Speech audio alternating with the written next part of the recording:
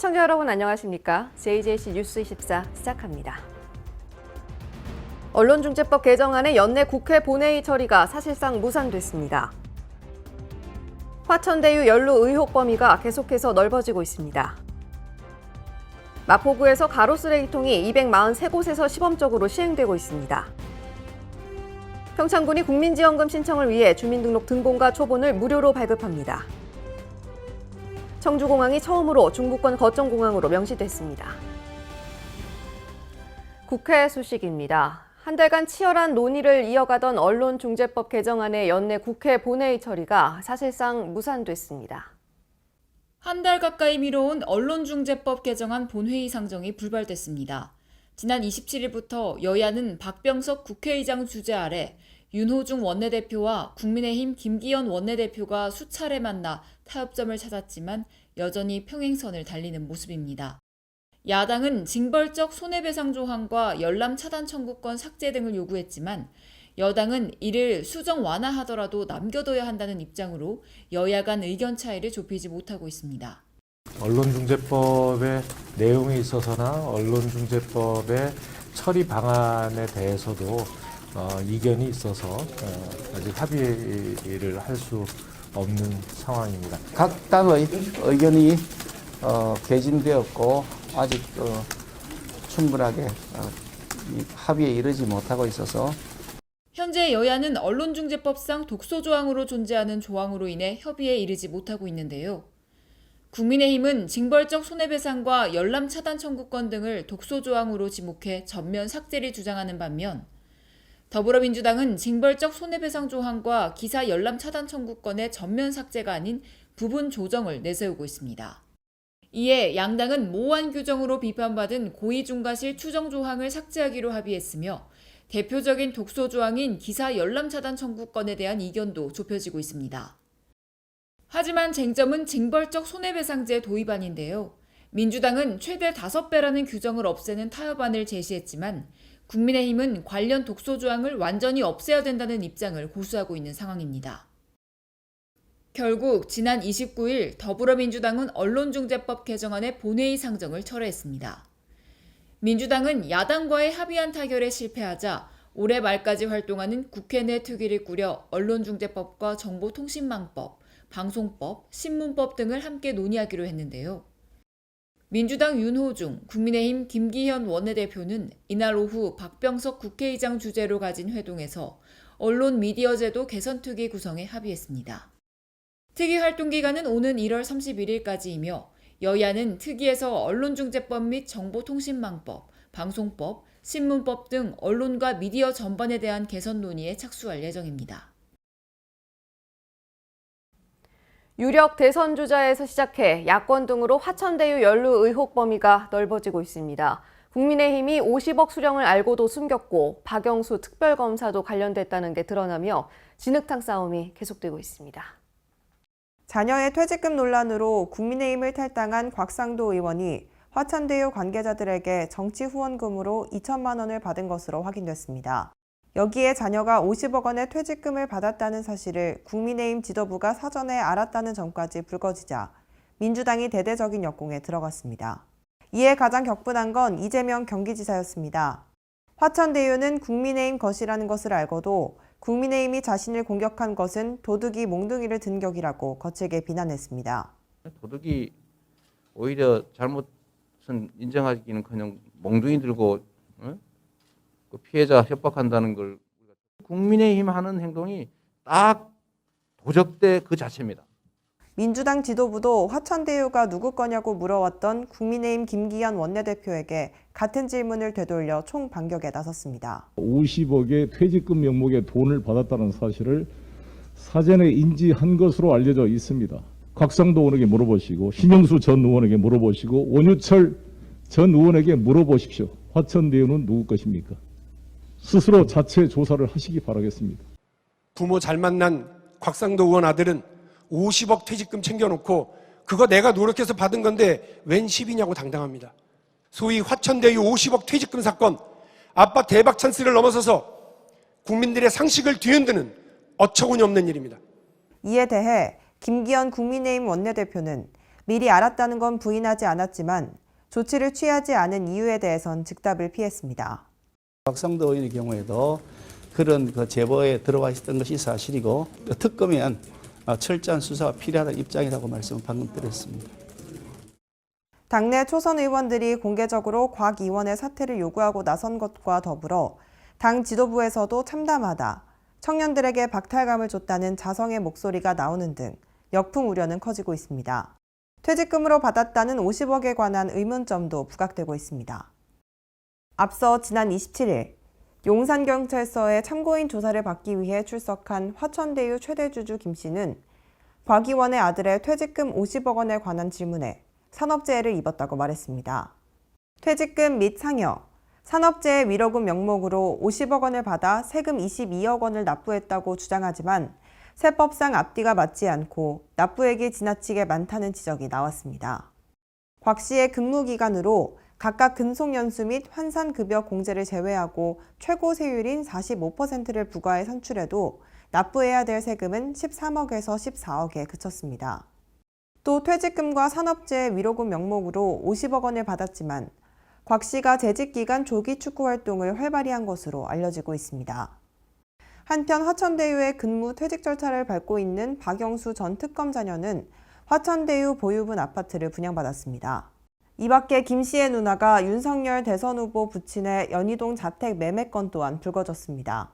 이에 윤석열 전 총장은 부친 윤기중 씨의 주택 매매 계약서와 통장까지 공개하며 허위사실 유포에 강력 대응하겠다고 밝혔습니다. 매일 새로운 이슈가 터지고 있는 대장동 사태가 앞으로 어떻게 해결될지 귀추가 주목됩니다. 뇌물 혐의로 구속영장이 청구된 국민의힘 정찬민 의원에 대한 체포동의안이 국회 본회의를 통과했습니다. 지난 29일 용인시장 시절 뇌물수수 혐의로 구속영장이 청구된 국민의힘 정찬민 의원에 대한 체포동의안이 국회 본회의에서 가결되면서 구속 갈림길에 서게 됐습니다.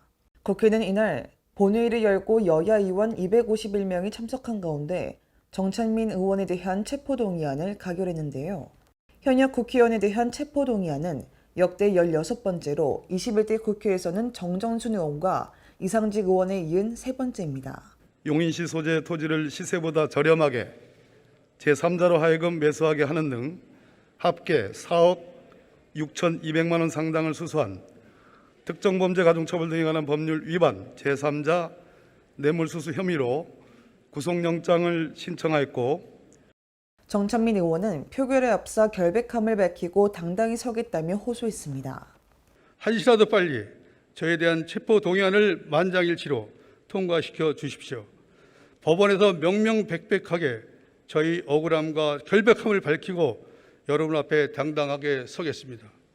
이날 표결은 본회의에 참석한 현역 의원 251명 가운데 찬석 139명, 반대 96명, 기권 16명으로 체포동의안이 가결됐습니다. 이 안건을 국회법 제112조 제5항 및 제9항에 따라 전자 무기명 투표 방식으로 표결하겠습니다.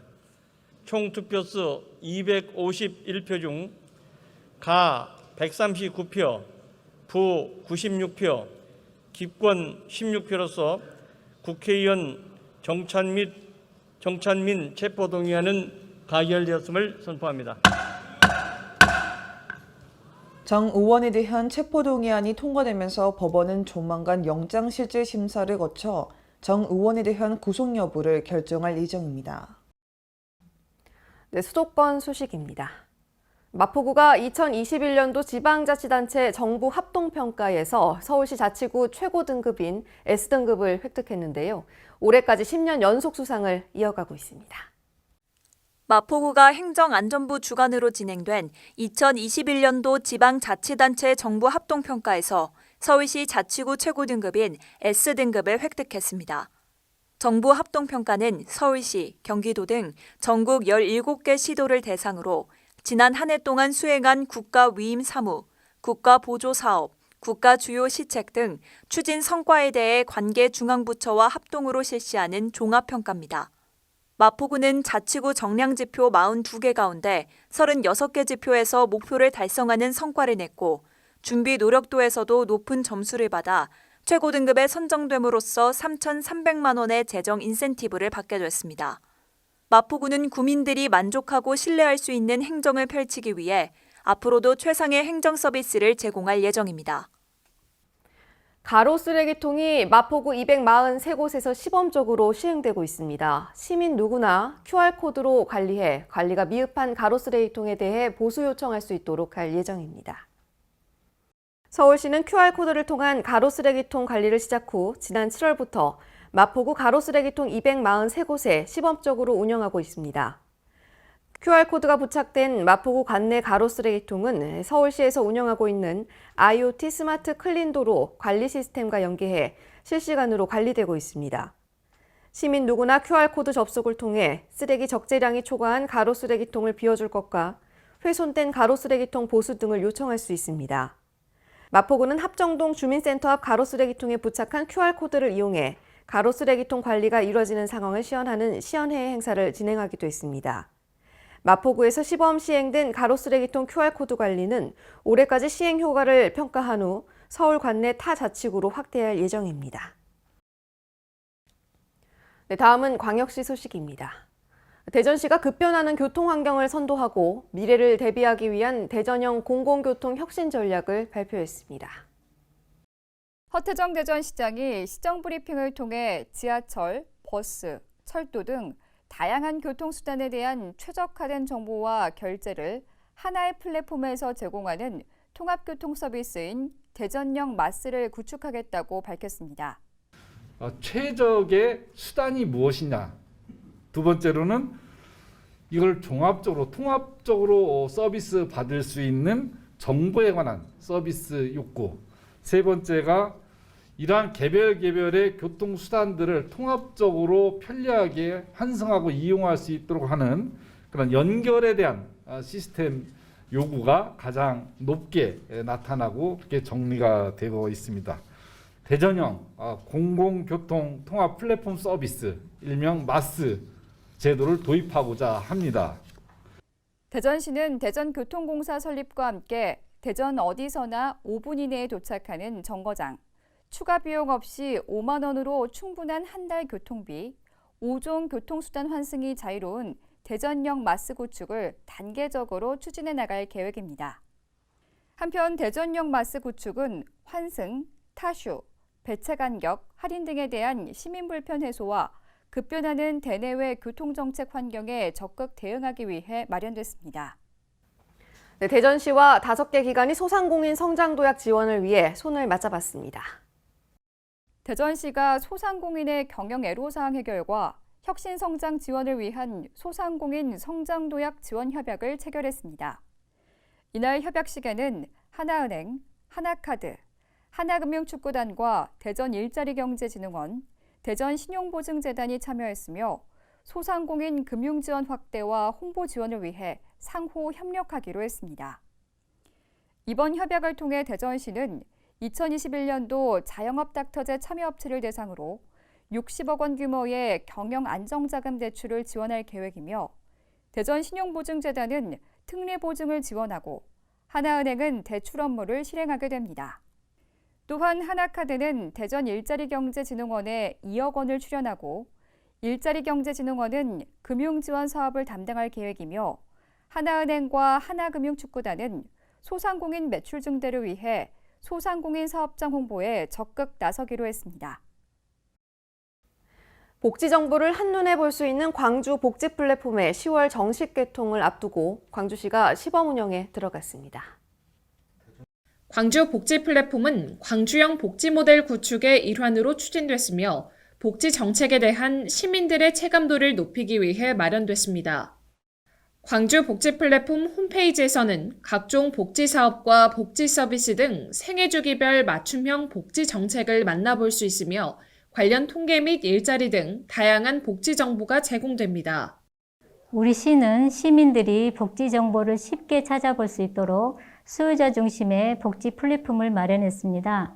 앞으로 광주 복지 플랫폼이 더 많은 역할을 할 수 있도록 점차 발전시켜 나갈 계획입니다.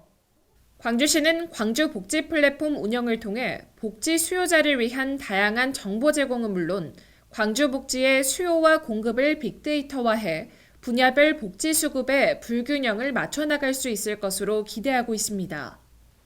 지난해 12월 설치된 광주시청 임시선별검사소가 코로나19 지역 확산 방지 역할을 하고 있습니다. 감염자 조기 발견 역할을 하고 있는 시청 임시선별검사소는 개소 이후 약 9개월간 광주시민 10.6%에 해당하는 15만 3천여 명의 코로나19 검사를 진행했으며 이는 광주시 전체 코로나19 검사자 8.3% 수준입니다. 시청 임시선별검사소가 접근성과 환기성이 좋아서 많은 시민들이 찾고 있는 만큼 대기 시간이 생길 때가 있지만 조기 발견 및 대응이 가장 중요하기 때문에 진단검사에 적극 동참해 주시길 당부드립니다. 시청 임시선별검사소는 퇴근 후 검사가 필요한 직장인 등을 위해 휴일 없이 매일 밤 10시까지 임시선별검사소를 운영하고 있으며 검사 결과는 다음 날 오전 중 문자로 통보하고 있습니다. 또한 시청 임시선별검사소 이용에 불편함이 없도록 우천 대비시설과 그늘막 설치, 거리두기 스티커 부착 등을 통해 시민 편의를 높였습니다. 네, 강원도 소식입니다. 평창군이 국민지원금 신청을 위해 주민등록 등본과 초본을 무료로 발급합니다. 평창군은 코로나 상생 국민지원금의 지급을 원활히 하고 주민들의 편의를 위해 오는 10월 29일까지 지원금 신청을 위한 등초본 발급 수수료를 받지 않습니다. 이번 코로나 상생 국민지원금은 온라인 신청의 경우 충전을 원하는 카드의 카드사 홈페이지, 앱 등에 접속하거나 콜센터, ARS를 이용해 받을 수 있습니다. 오프라인 신청은 신용 체크카드의 경우 은행에서, 선불카드 신청의 경우 주소지 관할 면사무소에서 신청하면 됩니다. 특히 오프라인 신청 시 국민지원금을 대리로 신청하거나 수령할 때는 본인의 법적 대리인, 주민등록상 동일 세대원, 동일 세대원이 아닌 배우자 및 직계손 비속의 경우에만 가능합니다. 문제는 이를 입증하기 위해 등 초본, 가족관계 증명서 등을 증빙서류로 준비해야 한다는 점으로 이 과정에서 필요한 행정증빙서류를 무료로 발급할 예정입니다. 네, 횡성군이 투명 페트병 분리배출 제도의 정착 및 개선을 위해 투명 페트병 전용 분쇄기를 각 읍면 행정복지센터에 보급합니다. 군은 오는 12월 25일부터 본격 시행되는 투명 페트병 분리배출 의무화에 앞서 지난 4월부터 전면 시행에 들어갔는데요. 수거된 투명 페트병의 부피가 커서 보관 장소 및 운반 처리에 관한 어려움이 꾸준히 제기돼 왔습니다. 이에 군은 각 읍면에 전용 분쇄기를 보급하여 새마을 분협회에서 수거한 투명 페트병을 전용 분쇄기를 이용해 부피를 줄여 보관하고 일정량이 모이면 가공업체인 두산 ENT로 납품하는 방안을 마련했습니다. 보급되는 전용 분쇄기는 재활용의 의미를 담아 페트병 모양으로 디자인하여 주문 제작하였으며 아동 및 주민체험용으로도 활용할 계획입니다. 네, 다음은 충청도 소식입니다. 국토교통부의 제6차 공항개발 종합계획에 청주공항이 처음으로 중부권 거점공항으로 명시됐습니다. 그동안 활주로 연장 등 공항 활성화 사업을 요구해온 충북도는 이를 추진할 근거가 마련된 것으로 분석했습니다. 앞으로 5년간 우리나라 공항 정책의 밑거름이 될 공항 개발 계획. 국토부는 제6차 공항개발 종합계획을 확정 고시하고 청주공항을 중부권 거점공항으로 항공 수요 증가에 맞춰 활성화를 지원한다고 명시했습니다. 중부권 거점공항이라고 명시된 건 이번이 처음입니다. 이로써 충청북도가 중부권 거점공항이자 수도권 대체공항 역할을 수행하기 위해 요구해온 공항 활성화 사업을 추진할 수 있는 근거가 마련됐습니다. 중부권 거점공항 명시에 따라 청주공항 활성화를 위한 대응도 빨라질 전망입니다. 충청북도는 우선 수건 사업이던 활주로 3,200m 연장과 재포장 등을 정부에 요구할 계획입니다. 대형 항공기의 이착륙과 F급 대체공항 역할을 수행하기 위해 필요한 부분입니다. 특히 대체공항은 대형 항공기가 기상악화 등으로 인천국제공항에 상륙하지 못할 때 이용되는 공항으로 활주로 등이 연장될 경우 청주공항이 그 역할 수행을 할 수 있습니다. 청주공항 활주로의 운영등급 상향 조정도 추진됩니다. 운영등급 상향을 통해 항공기 이착륙 안정성을 확보하고 결항과 지연을 최소화할 계획입니다. 또한 국제여객청사와 국제화물청사 확충 등 주요 현안을 요청해 장기적으로 국제노선과 함께 화물노선 취향으로 행정수도의 관문공항으로 키운다는 구상입니다. 네, 경상도 소식입니다. 코로나19 장기화로 인해 피해를 입은 시민들의 일상 회복을 위해 지급하는 코로나 상생 국민지원금에 양산시비 80억 원이 투입됐습니다. 양산시는 시민 1인당 25만 원씩 지급하는 코로나 상생 국민지원금 지급을 위해 지난 8월 제2회 추가경정 예산에 국도비 720억 원, 시비 80억 원을 편성했다고 밝혔습니다. 양산시는 이와 관련해 지난 6일부터 시작된 온라인 신청 절차를 차질 없이 추진하기 위해 전담 TF팀을 구성해 콜센터를 운영하고 지급 대상자 여부와 지급 금액, 신청 기관과 방법, 사용 기한, 사용 가능 지역, 이의 신청 등을 안내하고 있습니다. 이번 코로나 상생 국민지원금은 9월 6일부터 충전을 희망하는 카드의 카드사 홈페이지나 앱, 콜센터, ARS, 양산사랑카드 또는 카카오뱅크, 카카오페이 앱을 통해 온라인으로 신청할 수 있습니다. 오프라인은 13일부터 주소지 읍면동 행정복지센터나 카드사 연계은행에서 신청할 수 있습니다. 이번 국민지원금은 오는 10월 29일까지 신청해야 하며 오는 12월 말까지 양산시 관내에서 사용 가능하고 사용하지 않은 지원금은 소멸됩니다. 한편 정부는 국민지원금 신청 지급 시기와 맞물려 금융 개인정보 등을 탈취하는 스미싱 피해가 늘 것으로 보고 발신자가 불명확하거나 의심스러운 인터넷 주소를 포함한 문자는 클릭하지 말고 118 센터에 신고할 것을 당부했습니다. 네트워크 양산 박윤경입니다. 청년과 함께 포항의 미래를 꿈꿉니다. 포항시 청년정책조정위원회가 출범했는데요. 그야말로 청년에 의한, 청년을 위한 정책을 설계한다고 합니다. 청년들이 이끌어가는 포항의 새로운 모습을 기대합니다.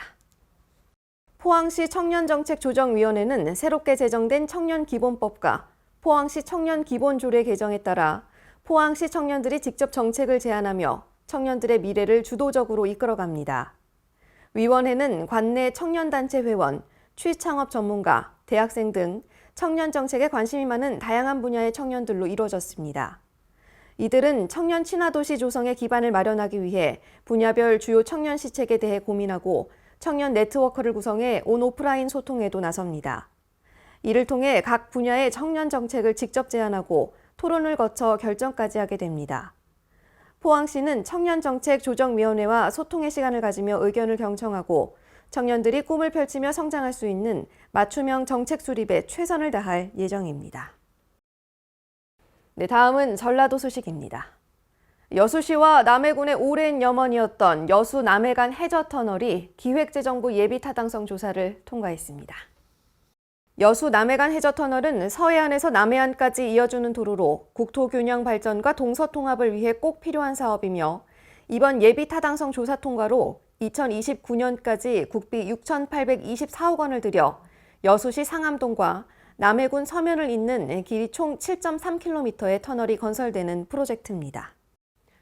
완주군이 결식 우려 아동을 위해 완주 행복 두끼 프로젝트 협약식을 가졌습니다. 완주군이 사회공헌 네트워크 행복얼라이언스와 결식 우려 아동 문제의 선제적 해결을 목표로 완주 행복두끼 프로젝트 협약을 체결했습니다. 행복두끼 프로젝트는 기업과 지방정부 그리고 지역 내 사회적 기업, 지역 시민이 함께 민간협력 시스템을 구축해 결식 아동의 끼니 공백을 해소하는 프로젝트로 완주군을 포함해 31개 지역에서 펼쳐지고 있습니다.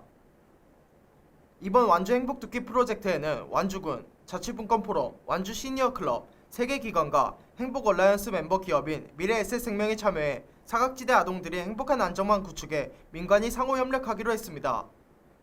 한편 협약을 통해 완주군은 관내 결식 우려 아동 발굴 조사로 도시락 지원이 필요한 사각지대 결식 아동 50여 명을 선정하고 행복얼라이언스는 멤버 기업인 미래에셋생명의 기부금으로 대상 아동들에게 제공된 행복 도시락 사업비를 지원할 예정입니다.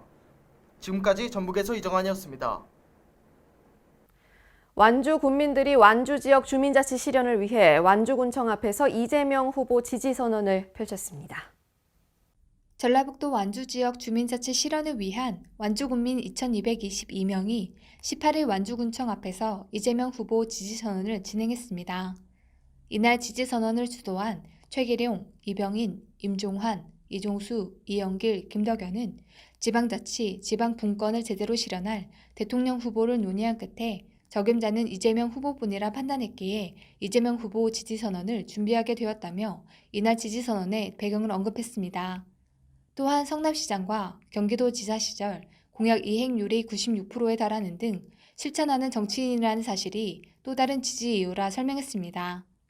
이날 참석한 대표자들은 실제로 경기도에서는 올해 10월부터 대한민국 최초로 농민 기본소득을 지급하는 등 새로운 정책을 계속 실행하는 할 말은 하고 할 일을 하는 이재명 후보와 함께할 것을 다짐했습니다. 지금까지 전북에서 양호정이었습니다. 정읍시가 우드칩 황토끼를 조성한 데 이어 임시주차장까지 추가로 연장해 만들었는데요. 자세한 내용 이정한 기자가 보도합니다. 정읍시가 지난해 내장사에서 동구리까지 탐방로 구간에 우드칩 황토끼를 조성한 데 이어 최근 임시주차장까지 630m 구간을 추가로 연장했습니다. 우드칩 황토길은 시멘트를 섞지 않고 편백나무를 잘게 만든 우드칩과 황토, 경화제만을 혼합해 만든 자연 친화적 길입니다. 또한 일반 황토 포장과는 다르게 탄성력과 흡수성이 좋아 걷기에 불편함이 없어 가볍게 거닐며 환상적인 단풍길을 즐길 수 있습니다. 유진섭 시장은 자연 친화적인 우드칩 황토길을 따라 걸으면서 지친 몸과 마음을 재충전할 수 있기를 바란다며 내장산 국립공원 관리소와 지속적인 협의를 통해 천혜의 자연 경관을 더불어 편안한 탐방길 기능을 갖출 수 있도록 최선을 다하겠다고 말했습니다. 지금까지 전북에서 이정한이었습니다.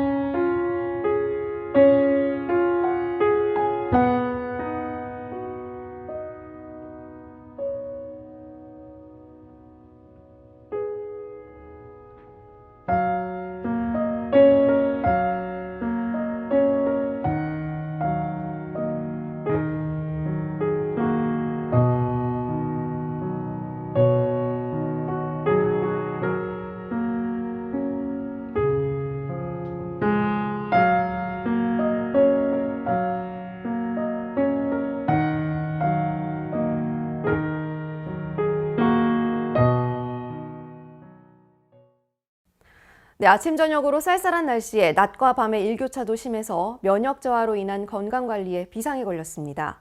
코로나19와 독감 모두 조심해야 하는 시기인 만큼 거리 두기를 잘 지키면서 건강관리에도 각별히 신경 쓰시기 바랍니다. 뉴스24 마칩니다. 편안한 밤 되십시오. 고맙습니다.